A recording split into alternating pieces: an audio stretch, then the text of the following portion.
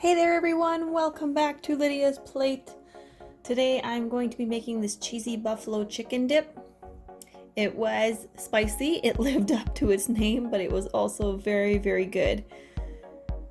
So it was pretty simple. Here I have a block of cream cheese. If it's cheaper to buy the big, what is it? Anyways, it's a big block, big rectangular block, and it makes it's equivalent to six individually packaged blocks of cream cheese. So depending which way is cheaper, I will buy whatever's cheaper. Anyways, so that's what that was. That was cream cheese. And so I've thrown it in the microwave and I'm just breaking it up here so that it's easier to work with and I can make sure that it's not frozen anymore. This recipe was actually pretty simple to follow, as anything that really needs to be measured, anything that doesn't come pre-packaged, is basically all half a cup. So that was very nice and simple.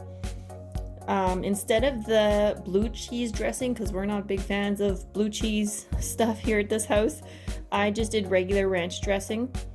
And then I'm doing half a cup also of the Frank's Red Hot sauce. And it was spicy. So if you don't like spice, you may not like it. But at the same time, even one of our kids who does not like a lot of spice followed suit to what I was doing and added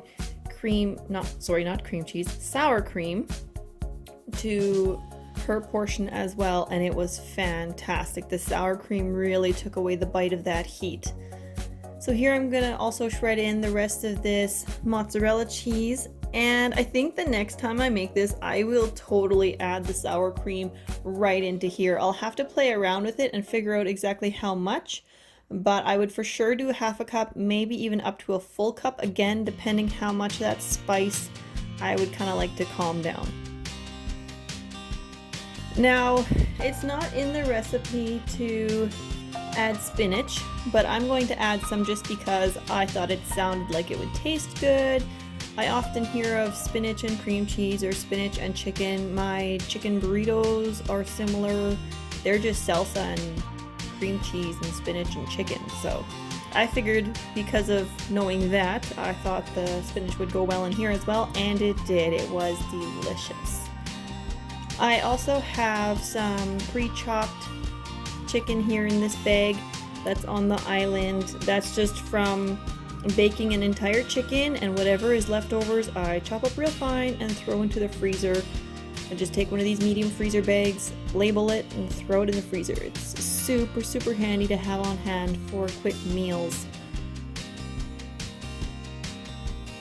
I think I'm gonna have to do some more videos of different things you can do with that chopped chicken ready to go, because it has just been so incredibly convenient for me. So now normally I would just throw the chicken in until I thought it was good, but I thought because I was making a video I should actually measure it off, and I was kind of curious to see too how close the measurements would be to just my estimate. And because this was my first time making it, then sometimes I just like to measure things, and then I know after that kind of what it should look like, and then I can play around with it more if I so choose. But the amount of chicken in here was good. I don't know that I would add any more or less, but I just don't feel like measuring stuff if I don't need to, so I wouldn't measure next time just for that reason, or to not dirty a dish. So that's it. Now I'm going to dump it all into this dish after I've inspected it and made sure it's clean, because it got put away not perfectly clean from the dishwasher. So I'm gonna make sure it is clean, and then away we go. There I was just smelling it to see just exactly how spicy it would smell.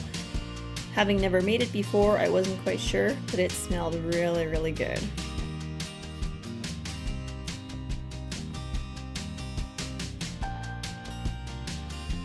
And I will definitely be including this recipe in the description box, because at first I wasn't going to, and then the next time I bought Frank's Red Hot sauce, I saw that they didn't have these recipes on the bottles anymore. So I will definitely be including the recipe in the description box.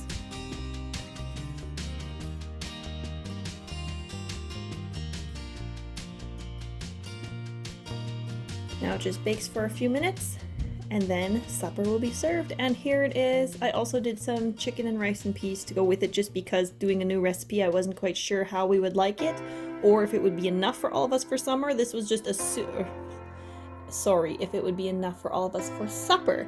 And it was just a really quick supper meal that I could whip up in summer when I didn't want to be spending a lot of time in the kitchen, and it was fantastic. So I hope you guys have enjoyed another idea of what to put on your plate, and I'll see you again soon.